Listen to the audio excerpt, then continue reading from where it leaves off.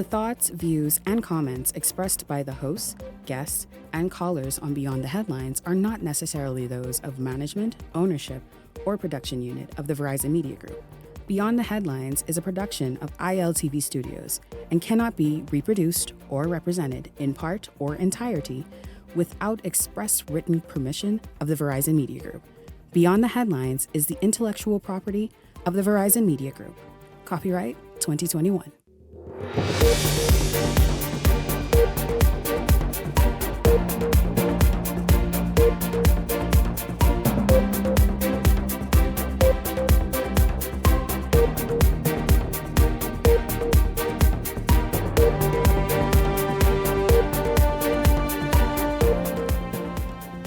Coming up tonight, former Prime Minister Dr. Hubert Minnis weighing in on what's being described an immigration crisis. Minnis says the illegal immigrants are not to blame. Also tonight, still on the Killarney MP, Minnis speaking with his chest, saying no matter how the boundaries in Killarney are cut, he will win the seat.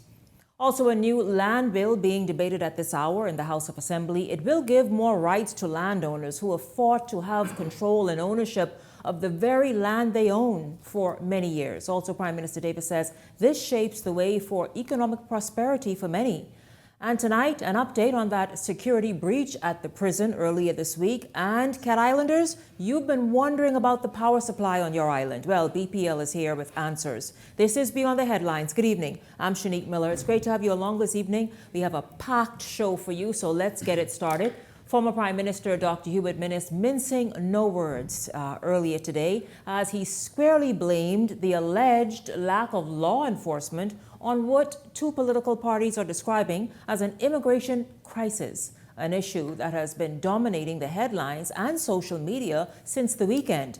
Dr. Minnis making his stance known days after the Free National Movement and the Coalition of Independents argued in separate press conferences that such issue is creating a safe haven for corruption and misconduct within governments, a concern he also raised as well.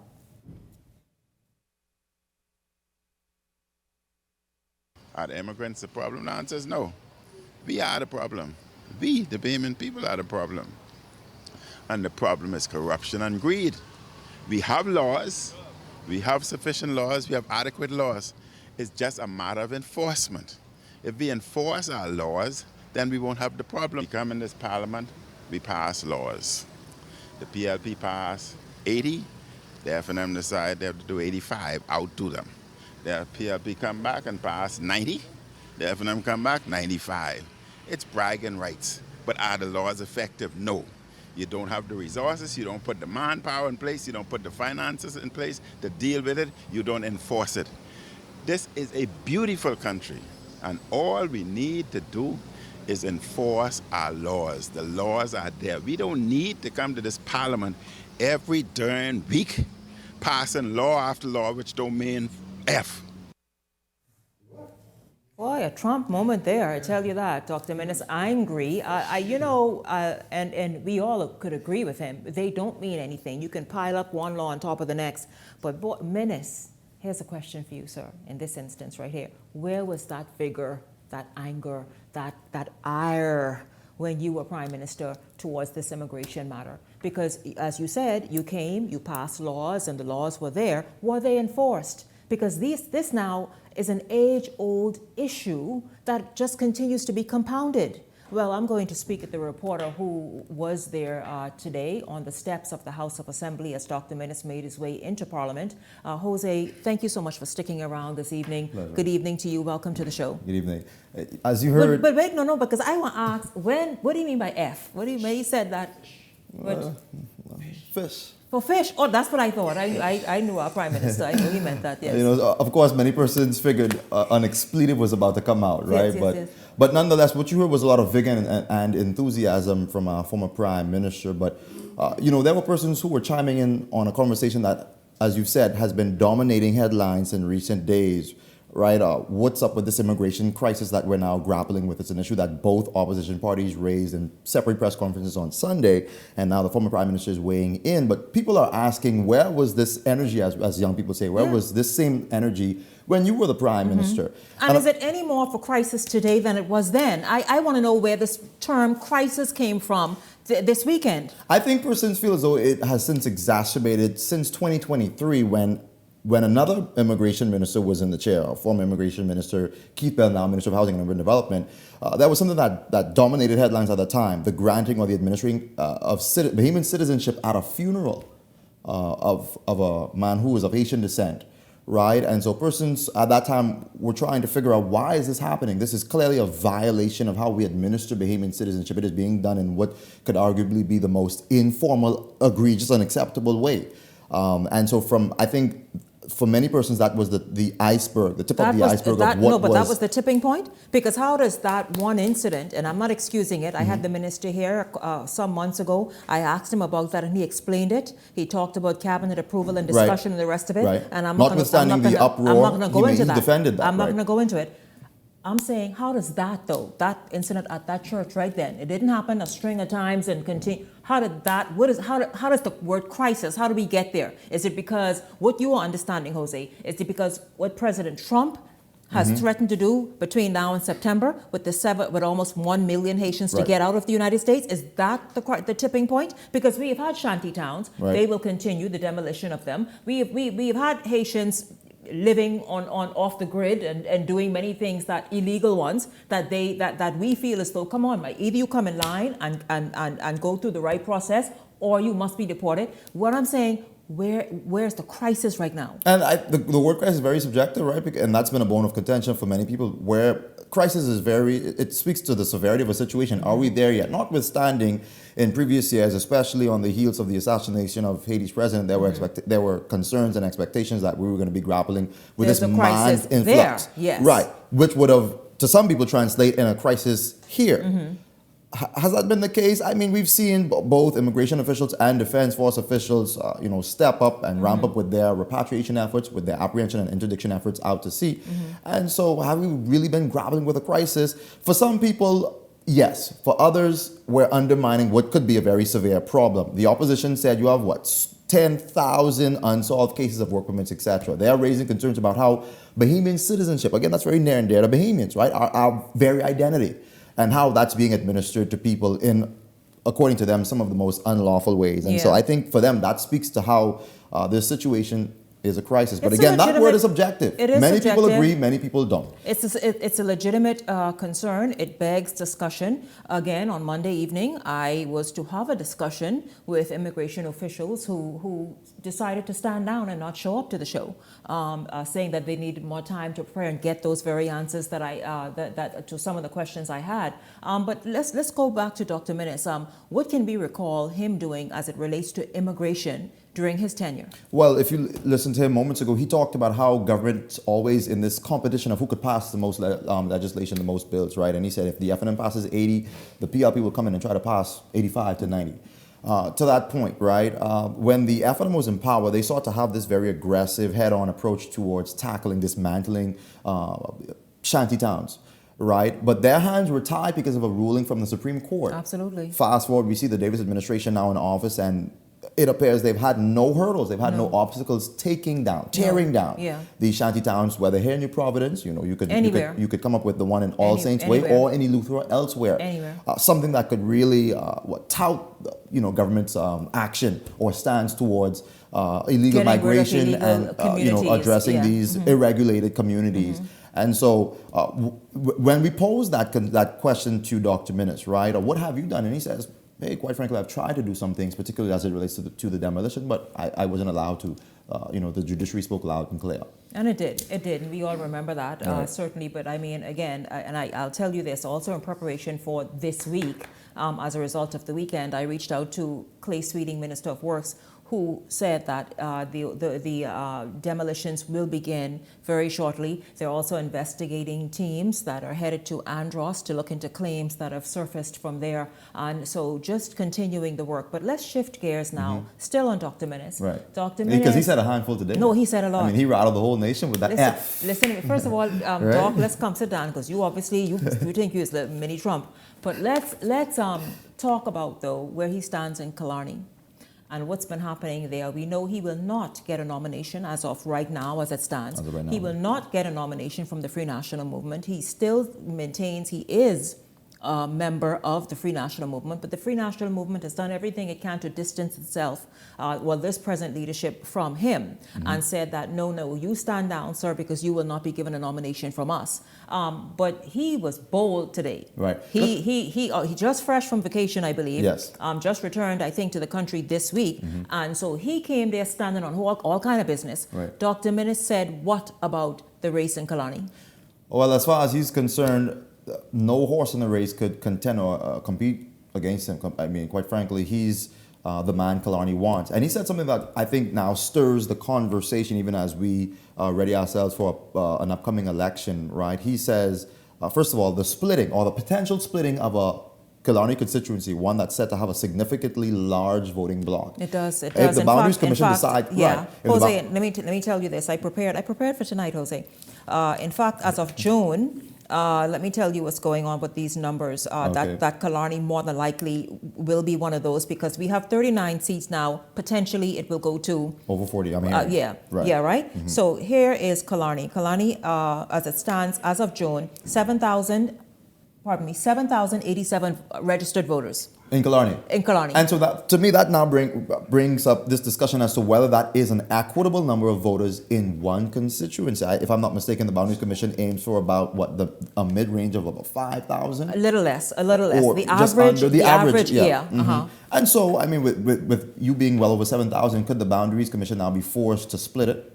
All right, of course, that brings... More than likely, and then marry it with, because here's the other constituency nearby, Golden Isles has a constituency count of registered voters, 7,527 voters. So perhaps with the new boundaries, if they go in that direction, which has been all the talk, by the time they marry the two of them, then there's your sort of 4-4-4 type thing.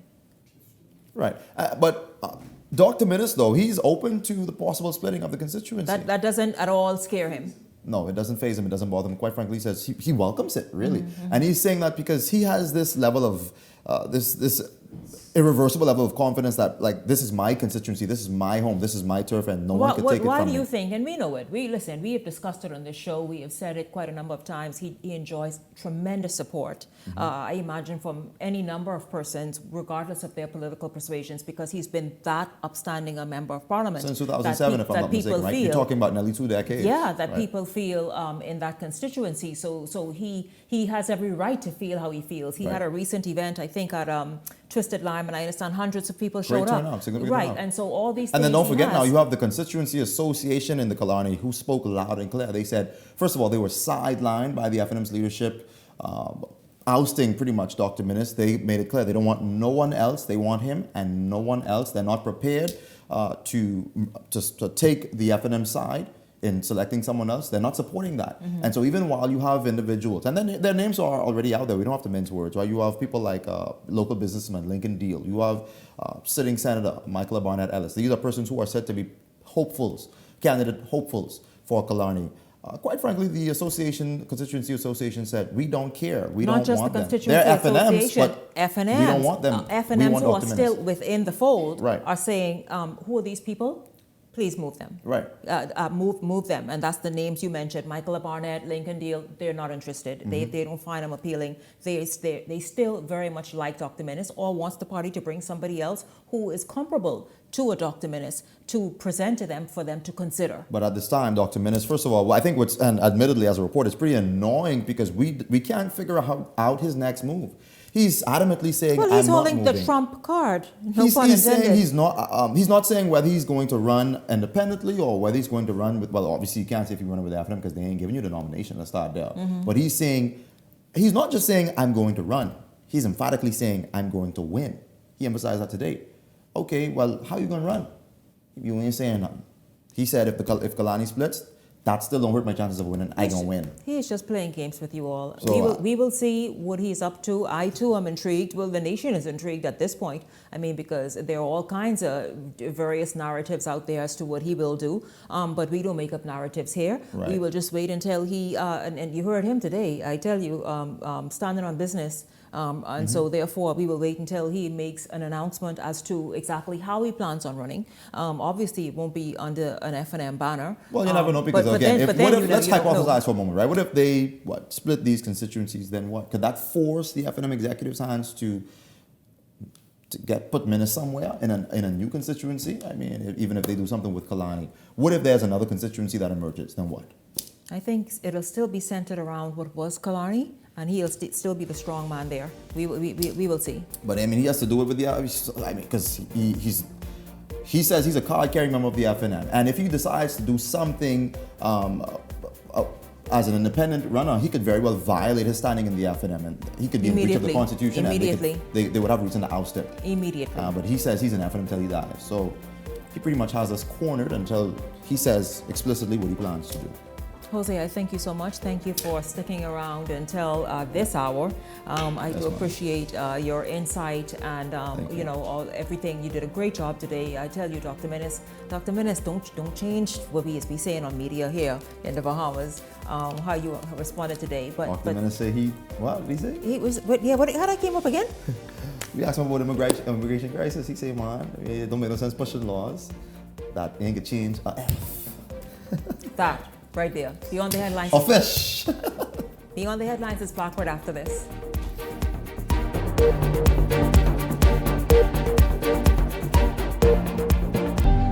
Cancer Treatment Centers of America is now City of Hope, creating one of the leading cancer care and research networks from coast to coast, providing more of what you need.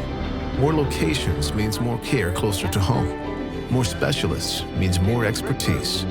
More research means more breakthroughs. More advancements means more treatment options. And more options means more hope. Call now to get more of the care you need. Welcome to Blissful Escapes, where luxury meets affordability. Whether you're seeking relief from aches and pains or simply looking to indulge in some well-deserved pampering, relax and detox in our infrared sauna. Enjoy a soothing Swedish massage or an invigorating exfoliating body scrub. We also provide advanced facial treatments using cutting-edge technology, including hydrofacial, microneedling, and microcurrent therapies, located at the shops of Cable Beach Plaza. Comfort Suites Paradise Island is the best-kept secret in the Bahamas. Located directly next door to the Atlantis Resort, you'll receive all the privileges of an Atlantis guest with all the benefits of a Comfort Suite stay. Enjoy everything Atlantis has to offer, including Aquaventure Water Park, plus all the amenities of Comfort Suites. Free Wi-Fi, free breakfast daily, and kids stay, play, and eat free. Visit ComfortSuitesPI.com.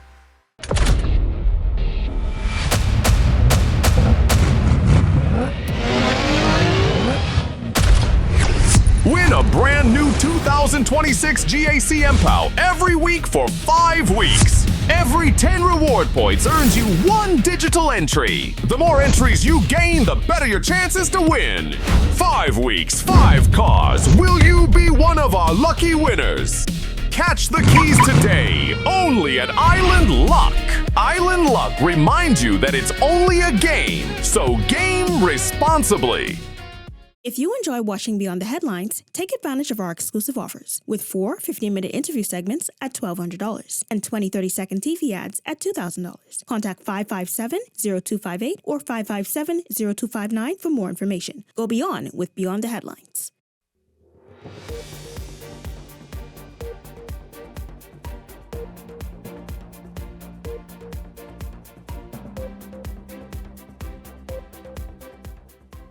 Welcome back to Beyond the Headlines. Thank you so much for continuing to tune in. We're going to jump right in right now because the Hot Topics panel is here and we have a lot to get to. Don't forget those in Cat Island, continue watching because I know you want some answers. It's a lot of little little intermittent issues going on there, and many of you reached out to me on the line. So we have the man right here to give us all the answers and the answers that you need. So, but let's get started right now. Welcome to Beyond the Headlines. Beyond the Headlines. Miller. Both of you. Good evening, Shanique. Good evening, Bahamas. Certainly, it's a pleasure to be here once again. Good evening, Shanique. Good evening, Bahamas. Yes. Good to be with you. Good. Well, it's good to have you both here. Gentlemen, your thoughts on Dr. Hubert Minnis, who came and just stirred the whole pot this afternoon that you saw moments ago? I think, Shanique, you're seeing a renewed and revived Hubert Minnis who's ready for action. Hubert Minnis come back from his vacation, and he is demonstrating that he is ready for whatever comes his way. He's ready to move in Kalani and take full control, as he has always been in control. He has said before, Kalani will remain strong, and he will remain strong in Kalani. And again, I think Kalani has been faithful, and they stood with Mr. Minnis as he had stood with them, as he's been a good representative. What we're seeing within the marriage of a Minnis and Kalani is what we hope that we can see from most or all of the other constituencies in the country, where constituencies are attached to their member of parliament and they support them because of the level of service, of the level of representation that they give to these constituencies. We need to see more of this kind of thing, where I want you to see more of that. Ministers and members of parliament can go into parliament and they can really bat and they can really speak sincerely because their people stands with them because of how they have represented their people. So this is good for Dr. Minnis, and I think this speaks positive for what's going to happen in the future as it relates to his re-election. I don't know, Dr. Minnis spoke on the situation with regard to the invasion in our country. He didn't speak on his seat in Parliament. Spoke on what I understand. He says if they he spoke about the laws about whether it's a... He spoke of immigration, but, but if you heard me ask Jose, and the reason I asked Jose about that, because he also spoke on that, and that's trending. It's just that we're going to go further into that tomorrow evening. So, but I brought it here as well as one tonight, Leslie. I'm still of view that the Progressive Party should not send someone against Dr. Minnis in this upcoming general election. I think we should be free of it. We did it for Tennyson Wells, God bless him, and a few others. The same thing should happen to Dr. Minnis. He should be free to go one-on-one with whoever the F&M opponent is that they're going to put up against him. And he should be the winner. In fact, if we don't go up against him, I'll be helping him in the campaign. He can depend on me. I will campaign with him. Well, Leslie, you did that last election, didn't you? No, I couldn't do that. You went on the stage with him, didn't you? Yes, I did. I wanted him to... Didn't help me much, but what the hell. I thought he was a good guy. She's still my buddy. Leslie, listen to me. Still my buddy. But yeah, no. He also, and you also added that he spoke about immigration. I'm basically saying, listen, it's every Bahamian fault who violate the law. It's the departments responsible where there are people in there that are adopting corrupt practices and they don't enforce the law. They circumvent the law, and then it just is a bad stain on the entire operation. And so he talked about that as well. And he's fishing absolutely correct. He's right. Yeah. I mean, I'm not sure that you have many Bahamians who work for the Department of Immigration that accept bribes and what have you. There's been a lot of talk about it. I think the problem is we are overwhelmed with the amount of illegal immigrants in our country. We just can't take it anymore. The system is broken. The school, the education system is at very record-blowing levels. You got Princess Margaret Hospital right now, and 7 or 10 persons laying in those beds having children are foreigners. You go to the accident emergency, 7 or 10. We can't take it anymore. We need a break. We are a small country with 350,000 people. Haiti has 9.7 million. We can't take the burden anymore. So I ask all those Haitians who are doing well in the Bahamas, it's time for you all to go back home and make a contribution to bring your country to what you would wish it to be. I'm serious with that. They have an obligation to go back to their country. Can't blame them. They have an obligation to go back. Those who are doing well, we refuse to carry out our laws. You can't blame them. No, but build the type of Haiti that they would wish to have by making a contribution. That shows love for your country. And don't forget that their constitution prohibits them from having any other nationality except Haitian. It's in their constitution that they cannot be anything else but a Haitian national. So I believe they have an obligation to themselves and the other generation of Haitians to go back and make it a better country. Now, I'm dead serious about that. We're talking about the illegal element because there are those who are here legally. Absolutely. Yes, and I'm who talking are about all of born them. here, right? You want all of them go? All of those who can make a contribution to make Haiti a better So I'm place trying should to be say, happy even to go if back. you're successful, Illegal or if illegal? you're Yes, successful, yes. okay. Because the Haitian will always be Haitian. Well, Leslie, let me tell you, we will come back to that. Understand, because this topic is not going anywhere. But I just want to get through several things right now. As the immigration, as you all hear, this ain't going nowhere. As the immigration issues continue to dominate the headlines, chaplain in the House of Assembly, Bishop Valentino Williams, in a scathing rebuke of the state of affairs in the country, admonished parliamentarians to ensure that Bahamians are first priority in this country. He also commented on the cost of living, noting that many necessities are out of reach for the average Bahamian. Agree with it. There remaineth much more land to be possessed in the area of immigration.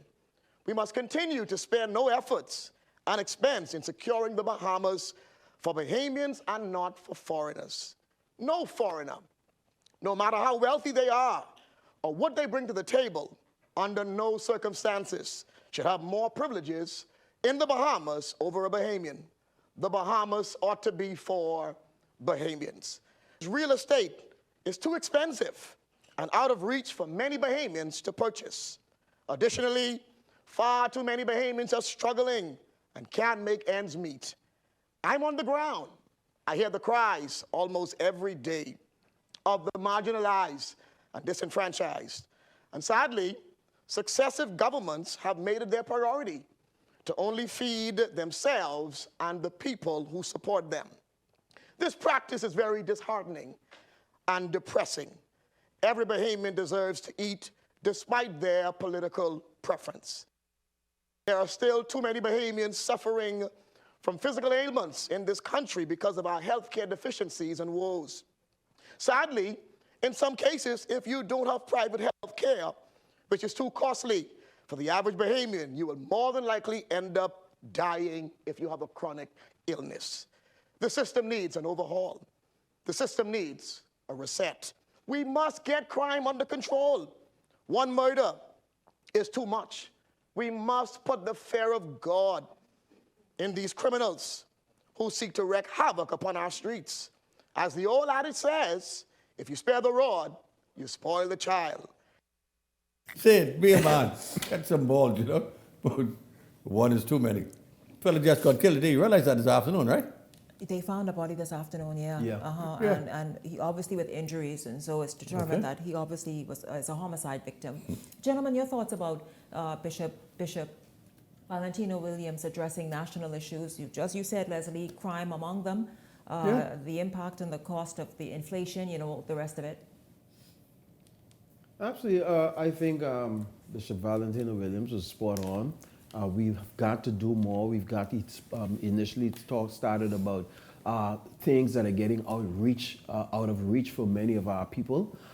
We've got to watch that and manage that, because what you're going to do, the more the margin begin to grow, and then people begin to not be able to survive, not be able to live in this country. And so we got a number of national issues that he mentioned on. We've got to pay very close attention to, more so than before, and really look at getting a grip on some of these national issues, like crime and other stuff that is really going to, crime and illegal immigration, that is really going to be a problem for us going forward. It's a problem now, and if we don't grab a hold of it, it's going to come to the point where we can really term it a crisis.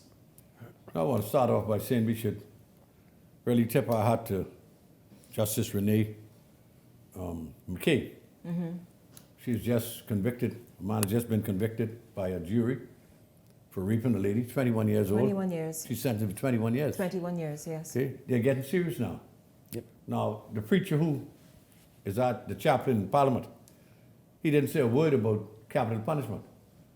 The gentleman who heads the Christian coalition here in the Bahamas, he rapped on the pastors on Monday, said how many of them had moved away from the church and into their own little world by taking care of themselves and not assisting members and not assisting the crisis in this country. Mm-hmm. I wish they would come together and come with one voice to say what needs to be done in this country. Capital punishment must return. Mm-hmm. They just found a gentleman this afternoon dead. Yes.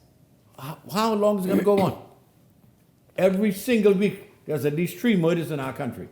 Every week now, for the last several weeks. What are we going to do about it? Leslie, you talk about capital punishment must return. You go back to what Minnis says. I mean, capital punishment is on the book. Yeah, and we just pass laws, Yeah. and we don't enforce them. The last one is Miss Ingram. Dance Miss around Ingram it. was the last one in 2000. The last person got hanged with under Miss Ingram. It's on the book. It's there. It's on the book. Enforce They it. can do it. And it's about time. It really They is can do about it. time So in order to the send carnage will go a on. strong message and to Carnage will go on. put this nation back in Sure. alignment. And if they got a better answer, tell them bring it. They don't. Bring it. Bring the better answer. Bring it. I dare you. Gentlemen, meanwhile, this here is something like everyone can sort of stand to the side and applaud, because here's what's happening. It's been touted as one of the most progressive land reform agendas the country has witnessed in at least 100 years. This kind of practice has been around us for forever and a day. Prime Minister Davis leading debate on the Registered Land Bill and the Land Adjudication Bill 2025, noting that archaic land laws have long plagued Bahamians from achieving economic prosperity. Land dispute becomes too costly, and families have no choice but to give up on fighting for their inheritance. It's not by chance that things tend to play out this way. The wealthy and the learned often exploit the loopholes, weaknesses, and chaos in our land laws and systems for their own gain. It is a classic case of the rich getting richer as the poor gets poorer. Meanwhile, many Bahamians are left unable to sell, lease, or mortgage their land. Businesses see opportunities but won't build on questionable titles. Investors want to develop areas but are wary of the questionable land records. There have been countless Bahamians who lost their birthright due to the broken system. This state of affairs was inexcusable decades ago when Bahamians first began clamoring for change. But for these same issues to still exist in 2025, I say it's shameful. Land adjudicators officially clarifying ownership rights once and for all. We will establish land tribunals that hear and render fair decisions in land disputes, eliminating the need for expensive and lengthy court proceedings. We'll bring clarity to the regulation of land, creating one official, indisputable record. We'll modernize how land rights are recorded, moving from what is called a deeds-based system to a modern title-based system, making it easier to sell, inherit, mortgage, and develop land. And we will give investors confidence that there are no hidden claims on the land that will serve as the foundation for their investments. Davis says that the new legislation will put in place measures to better protect landowners. So, gentlemen, you hear this. Many people are applauding this because it's a very complicated issue. But we understand just on the basis of it all, I'm no attorney, but people who have had their land stolen, sort of just taken and pulled from under their feet when they think they own a land. We were discussing this before the show. They think that that land is there sitting and they own that, and yeah, they're gonna, someone get to it, I guess, when they come across a good hefty amount of money, only to find out when they finally get to it or go to try and maybe legalize it officially, that it's been sold, somebody else has the title deeds to it, and it's just been one mess for many decades. How important is this legislation, you all think, in really, truly bringing change to that? Shanique, this is a bold initiative that this administration is taking. This administration have not always got everything right, but I can say that this administration have really done a lot of heavy lifting in some of the legislation that I've seen them brought to Parliament. And this stands out as one of them, a major one. This is a problem that plagued this country from north to south. All those family islands that are now sparsely situated. This land issue has been going on, and people that have their lands and sitting there, and before you know it, that you don't even own your land that you know you all had all of these years. And I really applaud the Prime Minister and the Progressive Liberal Party, this administration, for bringing forth this legislation at this juncture in our country. He also spoke to the fact of the matter that the cost of land, the average Bahamian cannot afford the average land in this country because no of the longer. Movable Property Act that Well, we wouldn't put back in place. Can that be repealed? Put it back in place. Can that be? Put it back in place. Can that law, Leslie, be repealed? Put it back in place. It should be replaced. When we were elected in 2002, many of us in Cabinet and in Parliament called for the reintroduction of the Movable Property Act that Sir Lyndon and those in Adahana, all those great Bahamians who had the vision to see the future, brought into place. Mr. Ingram changed it because the white boys put so much pressure on him, the real estate fellas, and forced his hand in changing it. And that's when land skyrocketed. The average Bahamian, a kid coming out of school with a master's degree with a good job, can't afford no land in this country. Cannot. $250,000 for 6,000 square foot of land out west. Yep. I say $250,000 for 6,000. My grandson is now 26, and he went out there the other day with the fellas out west. That new place they're building out there by the place in not Coral Harbour, out by BEC, by BPL. By lakes. By the lake. Yes. $295,000 for 6,000 square foot of land. They got to be crazy. It's not in the South Ocean area. So how did we get to this? Yes. How did we get to this? Just after you pass Adelaide. But let us go back and think about what happened between 62 and 67. When the UEP realized that in 62, that was the last time they could win an election fair and square, because the laws were being changed and amended. They got among themselves and said, listen, these black people flying ahead. They sat down and took the land, give it to themselves. I was out Coral Harbour the other day with one of the members of Parliament campaigning. And the hundreds of thousands of acres, that's out there, is owned by most of the white families in this country. The Sweetings, the this. I said, how did they get this? That was given to them between 62 and 67. Do you know that Mr. George Baker just got clear title deeds for Sea Breeze in 2000 from Mr. Ingram? They just took the land. Did he rightfully own it? He got it from the Crown.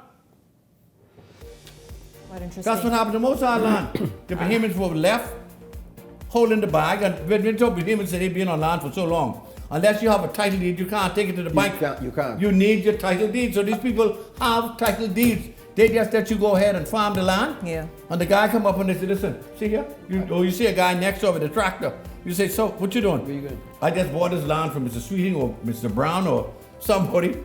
And you say, well, how these people never been here. But it's their land because it was given to them when they had the rule and the right to give each other land. And that's exactly what they did. And we got left. And it's happening on our family islands also. Exactly, especially the family islands. We got left.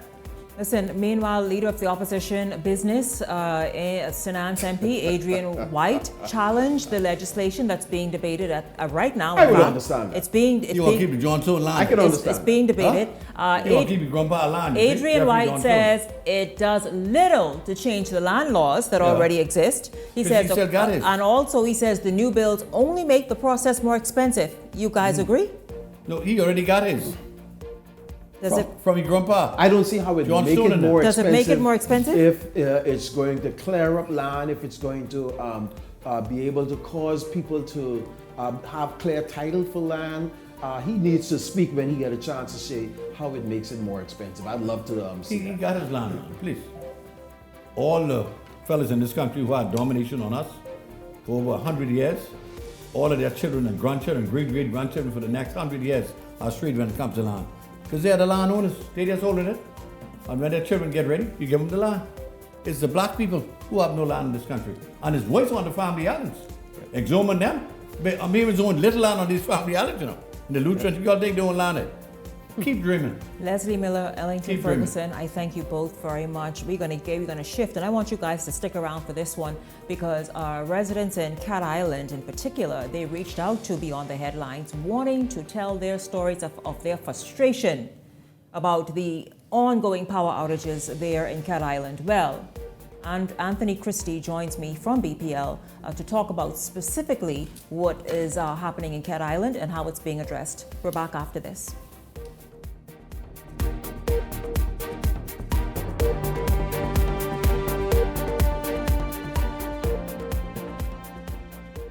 As we continue to develop the orange economy of the Bahamas and empower our artists and artisans, we as a government intend to show tangible support. We are therefore requesting our Bahamian artists and artisans to submit images of their handmade, authentically made Bahamian products and prices as we move to produce a live digital booklet with Bahamian-made works. With the creation of a live booklet, artisans can always submit new works to be included. It is our intent to use this book as a catalog for the purchase of items by all senior government officials for gifts, display items, and the like. Ministers, permanent secretaries, members of parliament, and ambassadors will be supporting our orange economy by the purchase of items and in sharing this book to the wider global creative community. We are committed to grow and expand the orange economy of the Bahamas.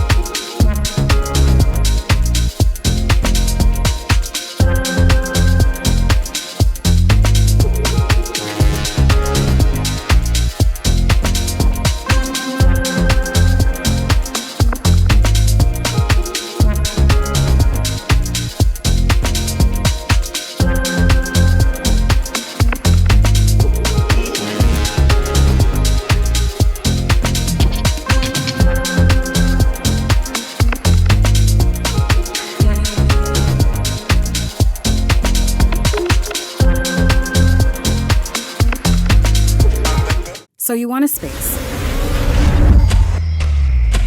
But not just any space. You need something with a little more potential. So how about 1,000 square feet of room to play with? Superb audio and video production capability, digital LED wall, full lighting grid, and about 124 seats to accommodate a full studio audience, with so many other features. Make us your home for your next concert, conference, and so much more. Honestly, the possibilities are endless. Here at ILTV Studios, we'd love to bring your next event to life. So what do you say? Do you want our space?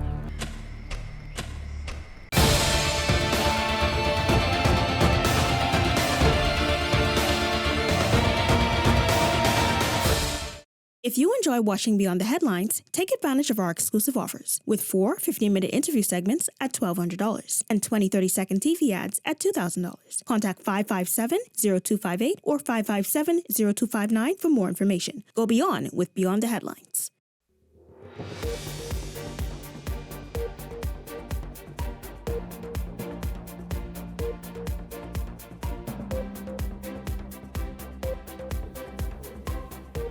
Welcome back to Beyond the Headlines. We're going to shift gears now to the family island, Cat Island in particular. BPL has been having, residents have been having a lot of issues with BPL at the weekend.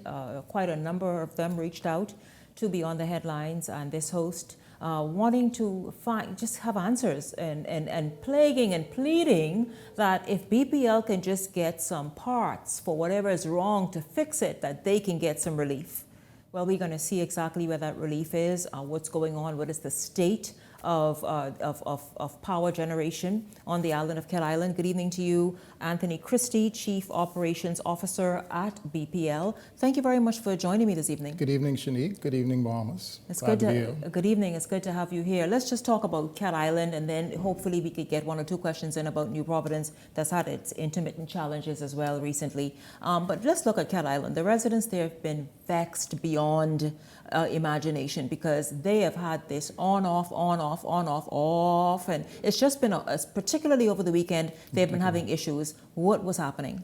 Well, firstly, I want to say BPL apologizes to the residents of Cat Island, and we know you're frustrated. We know the businesses and the families were greatly impacted by the outages that started from mid last week through the holiday into the weekend, and now they're resolved. But so what happened is the generation capacity on the island fell short of the demand. We have about 4 megawatts installed capacity.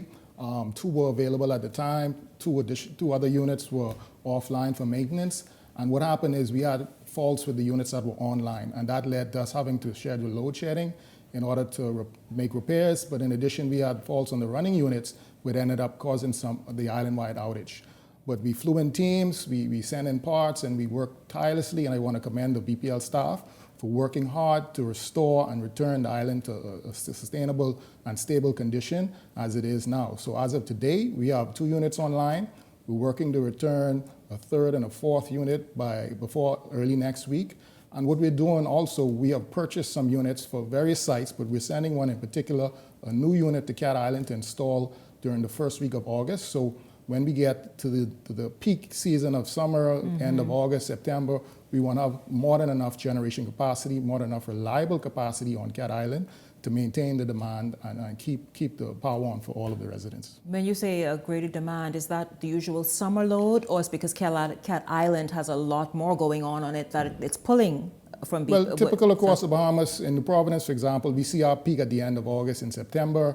Family Islands, they typically see their peak during seasonal events, which is Rake and Scrape Festival or upcoming regatta for Cat Island. So we want to ensure that we have enough capacity available for that event. But the load in Cat Island is pretty stable across, and indeed most Family Islands. Their growth is slower than New Providence.